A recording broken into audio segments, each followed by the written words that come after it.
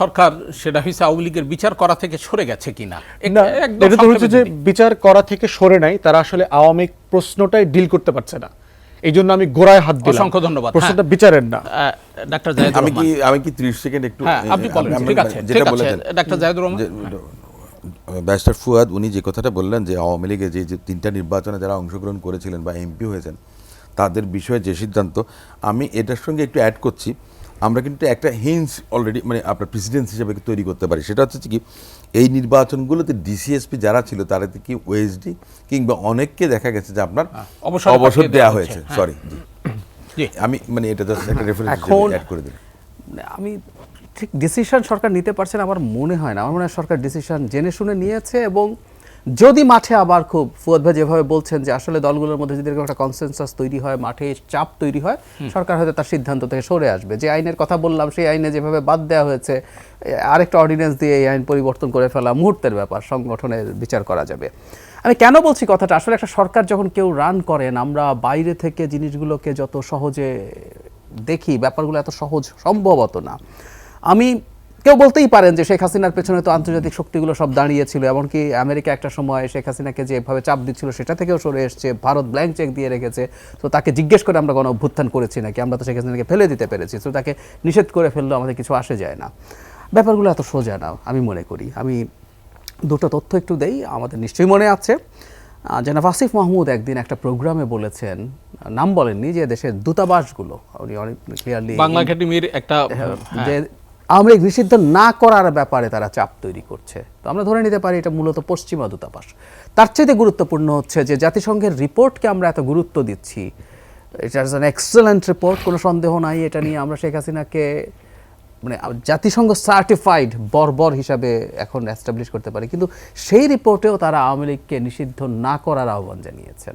এটাও একটা খুব ব্যাপার। সেটা হলো তার মানে জাতিসংঘের মতো প্রতিষ্ঠান, এবং তারা শেখ হাসিনা বা আওয়ামী লীগের প্রতি ন্যূনতম বায়াস না, কোনো সন্দেহ নাই। মানে একেবারে এতটা টাফ রিপোর্ট হবে আমরা হয়তো অনেকে এভাবে ভাবিও নি, কিন্তু তারা করেছেন। এবং তারা শেখ হাসিনার বিচার, শুধুমাত্র দুটো ব্যাপার তাদের আসলে সমস্যা আছে, সেটা হলো ইন অ্যাবসেন্সিয়া বিচার আমরা আমাদের আইসিটিতে করতে পারি, যেটা আসলে এখন অনেকে বলে ইন্টারন্যাশনাল স্ট্যান্ডার্ড মিট করে না, কারণ আইসিসিতে কিন্তু ইন অ্যাবসেন্সিয়া বিচার হয় না। আর এটা হচ্ছে মৃত্যুদণ্ড। এই দুটো যদি বাদ দেয়, তারা এই বিচার করার জন্য তারা অনেক গুরুত্বপূর্ণ নথি এবং ডকুমেন্ট দিতে প্রস্তুত আছে। তার মানে তারা শেখ হাসিনা এবং তার যে কোলাবোরেটরস আছে, অ্যাসোসিয়েটস আছে, এমনকি ভলকার তুর্কও আবার এটাকে রিটারেট করেছেন। আগে তিনি বলেছেন, এই গতকালও বলেছেন। সো জাতিসংঘ is very tough on her, কিন্তু সেই জাতিসংঘ বলছে যে আওয়ামী লীগের রাজনীতি নিষিদ্ধ করা উচিত হবে না। সো আমি ধারণা করি ওনারা আমাদের চেয়ে আসলে এগুলো আরো বেশি জানেন, প্রধান উপদেষ্টা এন্ড আদার অ্যাডভাইজার্স। জাতিসংঘের জন্ম কি 2025 সালে হয়েছে? জাতিসংঘ তো তার আগে হচ্ছিল। হ্যাঁ, we had to go through all those years. কিন্তু না, আমি অন্তত একটা জিনিস মনে করি যে জাতিসংঘের মানবাধিকার হাই কমিশন দীর্ঘদিন থেকে অন্তত তাদের এই হিউম্যান রাইটসের জায়গাগুলো গুম নিয়ে তারা যে বেশ ভালোভাবেই কাজ করার চেষ্টা করেছে। তো যেটা বলছিলাম, সরকারের কাছে সম্ভবত এই ধরনের চাপ আছে, এবং সরকার হয়তো এই জিনিসগুলো আসলে রিলেট করে দেখতে চাইছেন যে তাদের জন্য কি হবে। সেজন্য সরকার নিজেই সিদ্ধান্তটা আসলে নিয়েছেন। কিন্তু আবার ওই যে কথা, পপুলার অপিনিয়ন যদি সেই দিকে যায়, তাহলে সেই ক্ষেত্রে পরিস্থিতি বদলে যেতে পারে যে কোনো সময়। অসংখ্য ধন্যবাদ। ব্যারিস্টার নাসিরউদ্দিন অসীম, এই ইস্যুতে সরকার কি আসলে আওয়ামী লীগের বিচার করা থেকে সরে আসতেছে কিনা?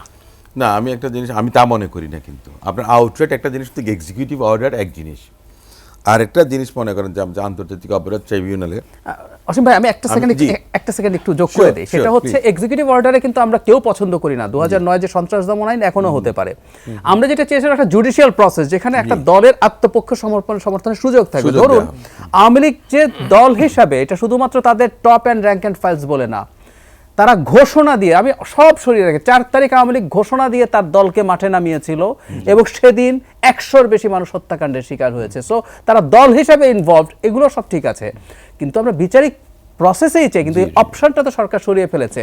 এই শেখ হাসিনার সাথে সাথে কিন্তু সংগঠনের ব্যাপারেও আমরা বিচার চাইতে পারতাম। আমরা কিন্তু বলছি না নিষিদ্ধ করা, আমরা বিচার চাইতাম, আদালত যদি মনে করতো তাকে নিষিদ্ধ করা। চমৎকার বলেছেন ফুয়াদ ভাই। আমি 2-একটা পয়েন্ট একটু যোগ করতে চাই তাদের চ্যালেঞ্জ নিয়ে। মূলত প্রথম কথা, শুভকামনার কোনো অভাব নেই। মানে একটা অবিশ্বাস্য ঘটনা একটু উল্লেখ করি। জনাব নাহিদ ইসলাম যখন পদত্যাগ করলেন তার সরকার থেকে দলে জয়েন করবেন বলে। আমাদের সমালোচনা আছে এটা নিয়ে যে উনি দীর্ঘদিন একটা সরকারে ছিলেন, ওনার মনের মধ্যে নিশ্চয়ই দল ছিল, উনি তো একদিন সকালে ঘুম থেকে উঠে ওনার মনে হয় না যে আমি দলে জয়েন করব। তো এটা নিয়ে আমাদের এক ধরনের প্রশ্ন আছে, কিন্তু তারপর এই মানুষটাকে স্বাগত জানাননি আমি আমার ফেসবুকে এমন কোনো মানুষ খুঁজে পাইনি। এভরিবাডি যারা তাকে কিছু কিছু ক্ষেত্রে এই যে এই তার পদে থাকা নিয়ে ক্রিটিক করছিল না, সুতরাং শুভকামনা, অসম্ভব অসাধারণ শুভকামনা নিয়ে তারা এসছেন। কিন্তু এটা রাজনীতির মাঠ, এটা খুবই মর্মান্তিক জায়গা। এখানে কেউ কারোর সাথে অ্যালাই হতে পারে তার স্বার্থের হিসাবে, মানে যে আমি মনে করছি আপনার সাথে আমি জোট করছি, আপনাকে আমি সিট ছাড়ছি, এগুলো প্রত্যেকটা হিসাব নিকাশ। সো এই টাফ জায়গাটায় তাদেরকে পড়তে হচ্ছে। তাদের যেটা ঝুঁকি, মানে তাদের মনে করা উচিত হবে না, তাদের প্রথম হচ্ছে আত্মতৃপ্তি থেকে বেরিয়ে আসতে হবে। আমি অবাক হয়ে দেখছি কেউ কেউ এটা বলার চেষ্টা করছেন যে ছাত্ররা সামনে থেকে নেতৃত্ব দিয়ে একটা শেখ হাসিনার মতো স্বৈরাচারকে পতন ঘটিয়েছে এবং তাকে পালাতে বাধ্য করেছেন, তার জন্য একটা দল তৈরি করা কি কোনো ব্যাপার? এটা একেবারেই ভুল। মানে দুটো দুই রকম স্কিল, বাড়ি ভাঙার স্কিল একটা, বাড়ি বানানোর স্কিল আর একটা। সো আমি বলছি না যিনি বাড়ি ভাঙতে পারেন তিনি বাড়ি গড়তে পারবেন না, কিন্তু বাড়ি ভাঙতে পারলেই বাড়ি গড়া যাবে, it's not that easy. At the same time যে বয়সের কথা বলছেন, বাংলাদেশের মতো দেশে না তরুণদের জন্য সব কিছু করে ফেলা ইজ রিয়েলি ভেরি টাফ, কারণ আমাদের সব কিছু এত জটিল, সিস্টেমগুলো এত সিস্টেমের বাইরে আমরা চলছি। জ্ঞান, বুদ্ধি, মেধা সব কিছু থাকার পরও জীবনযাপনের, বয়সের অভিজ্ঞতা থাকা। আমি একটু হালকাভাবে একটা জিনিস যোগ করে, আমাকে এক ভদ্রলোক এভাবে বলেছেন, খুবই মজার, যে 4 সদস্যের পরিবার যিনি সামলান নাই, মানে উনি মনে করেন যে একটা পরিবার সামলানো, 2 সন্তান সহ স্বামী স্ত্রীর একটা পরিবার সামলানো একটা ম্যানেজারিয়াল স্কিল, 4 সদস্যের পরিবার যিনি সামলান নাই তারা একটা দল পুরো সামলে ফেলবেন, এটা এত সোজা না। কথাটার মধ্যে হালকা হলেও না একটা জায়গা আছে যে আপনার কিছু অভিজ্ঞতা আসলে লাগবে। আরেকটা খুব বড় চ্যালেঞ্জ যেটা আসলে আমাদের দল তৈরির সময় বেরিয়ে গেছে, সেটা হলো তারা মধ্যপন্থী দল বলছেন এবং তাদের সেটাই হওয়া উচিত, কারণ হলো তারা খুবই ওয়াইড স্পেকট্রামের মানুষকে নিয়েছেন। কারণ এই শেখ হাসিনার বিরুদ্ধে মুভমেন্টে ডান থেকে একেবারে বাম পর্যন্ত সবাই যেহেতু ছিল, এবং এই দলটা ডিসাইড করেছে সবাইকে নিয়েই চলবেন, ফলে আদর্শগত যে ডিবেট, আইডিওলজিক্যাল ডিবেট তারা সরিয়ে রাখাই তাদের জন্য ভালো। তাই তারা মধ্যপন্থী রাজনীতির কথা বলেছেন, যেখানে দিনের শেষে মানুষের ওয়েলফেয়ার এবং সার্ভিস নিয়ে কথা বলবেন।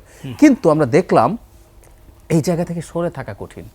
দল গঠিত হওয়ার প্রাক্কালে এক্স শিবির এই নাম দিয়ে নতুন একটা বর্গ এসে হাজির হলো, তারা তাদের স্টেক চাইলেন এবং 2 জন গুরুত্বপূর্ণ সদস্য যারা নাগরিক কমিটিতে ছিলেন এবং শেখ হাসিনা বিরোধী আন্দোলনেও সিগনিফিক্যান্ট ভূমিকা পালন করেছেন, জনাব জুনায়েদ এবং জনাব রাফে, দুজনই ঢাকা ইউনিভার্সিটির ছাত্র শিবিরের প্রেসিডেন্ট ছিলেন, তারা শেষ পর্যন্ত আর দলেই যান নাই। সো দলের মধ্যে কিন্তু এই আইডিওলজিক্যাল ফাইটটা শুরু হয়ে গেছে। এখন এটা তারা কতটুকু নিয়ন্ত্রণে রাখতে পারবেন, এই ফাইটটা এড়িয়ে তারা তাদের মধ্যপন্থার রাজনীতিটাকে, ডান-বামের মিশ্রণের মধ্যে মধ্যপন্থা, মানে আমরা মানুষের ওয়েলফেয়ার করবো। যেমন আমি দেখেছি তাদের 2 জন আমার সাথে বসেছেন, তারা সম্পদের সুষম বন্টনের কথা বলছেন, জনগণের কল্যাণের কথা বলছেন, আমাদের সিস্টেম, ওই যে সেকেন্ড রিপাবলিকের ক্ষেত্রে কনস্টিটিউশনে কী কী পরিবেশ, সব জনগণের কল্যাণ ভিত্তিক। কিন্তু বিপদ হচ্ছে এই মুহূর্তে বাংলাদেশে আপনি আমি চাই বা না চাই প্রচুর আইডিওলজিক্যাল ডিবেট সামনে এসে হাজির হচ্ছে। এখন এগুলোকে অ্যাটেন্ড না করে একটা রাজনৈতিক দলের পক্ষে সার্ভাইভ করা কঠিন। এখন ওইটার মধ্যে যখন তারা ঢুকবেন, তাদের মধ্যে যেহেতু খুবই ওয়াইড স্পেকট্রাম আছে, ইন্টারনাল কনফ্লিক্ট অনেক বেশি। এই যে নির্বাচন, ভোট আসলেই তো হয় জোট, সার্বিকভাবে ব্যারিস্টার ফুয়াদ যে কথা বললেন, আপনি কি মনে করেন? আচ্ছা, আমি একটা জিনিস একটু কনফিউজড আছি। ফুয়াদ ভাই শেষ করলেন যে জায়গায়, সেই জায়গাটা নিয়ে আমি একজন নাগরিক হিসাবে মনে করি, মানে পাওয়ার নিয়ে বলে power tends to corrupt and absolute power corrupts absolutely. So আপনি 250, 60, 70 পেলে ভালো নির্বাচনের মাধ্যমেও যদি আপনি পান, সেটার ভবিষ্যৎ ভালো হয় না, এটা গ্লোবালি দেখা গেছে।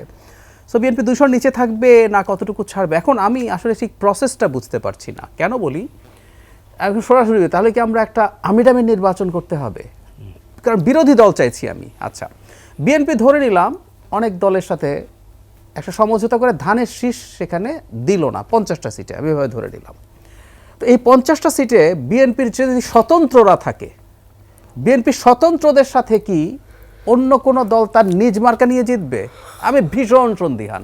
একটা উদাহরণ দিই, শেখ হাসিনা যখন তার জোটের সঙ্গীদেরকে সিট ছেড়ে দিতেন, বা বিএনপি যার জোট সঙ্গীদেরকে সিট ছেড়ে দিত, অনেকে রেজিস্টার্ড দল ছিল, তাদের মার্কা ছিল, জনাব হাসানুল হক ইনু, জনাব রাশেদ খান মেননদের মার্কা ছিল, তারা অতি পরিচিত ফেস, কিন্তু তারাও নৌকা নিয়ে নির্বাচন করেছেন। একই সাথে যারা বিএনপির জোটে তারা ধানের শীষ নিয়ে করেছেন। এখন যাদেরকে ছাড়বেন তারা কি ধানের শীষ নিয়ে করবেন? যদি করেন তাহলে তারা বিরোধী দল হবেন কিভাবে? আর যদি না করেন, বিএনপি কি সব স্বতন্ত্রকে ঠেকাতে পারবে? বিএনপি স্বতন্ত্রদের সাথেও কি তারা জিতবেন? আমার কাছে এটা একটা বিরাট পাজলিং বিষয় বলে মনে হয়। তবে ফুয়াদ ভাইয়ের সাথে আমি শতভাগ একমত এই জায়গায়, আমরা আসলে জানি না ভোটের প্যাটার্নটা কি দাঁড়াচ্ছে, এবং যে ক্যালকুলেশন আছে, আমি অন্তত এখন যে মেরুকরণ দেখতে পাচ্ছি সেটা সম্ভবত সামনে এটা হবে। এবং আমি মনে করি বিএনপির জন্য হয়তো এটাই একটা বেটার ডিসিশন হবে তার ভোটের রাজনীতির ক্ষেত্রে, যদি ডানপন্থী জামায়াত সহ আদার ইসলামিস্ট দলগুলো একসাথে জোট তৈরি করে, তাহলে বিএনপি একটা সেন্ট্রিস্ট পার্টি, বা ওই যে ফুয়াদ ভাই বলে যে একটু সেন্টার লেফট আওয়ামী লীগের যারা সফট আওয়ামী লীগ আছে তারা বিএনপিকে ভোট দেওয়ার সম্ভাবনা আছে, এবং এই ধরনেরই একটা জোট বা মেরুকরণের প্রবাবিলিটি দেখি। আর এটুকু বলে শেষ করি, জামায়াতকে অন্তত এবার নেয়ার প্রয়োজন নেই। 5-7% ভোট যখন আওয়ামী লীগের সাথে তার মারাত্মক ফাইট হয়, তখন 5-7% ভোট এবং প্রতিটা সিটে 20-25-30 হাজার ভোটের বিরাট হিসেব নিকেশ থাকে। সেই হিসেব নিকেশ অন্তত এই নির্বাচনে আছে বলে আমার মনে হয়।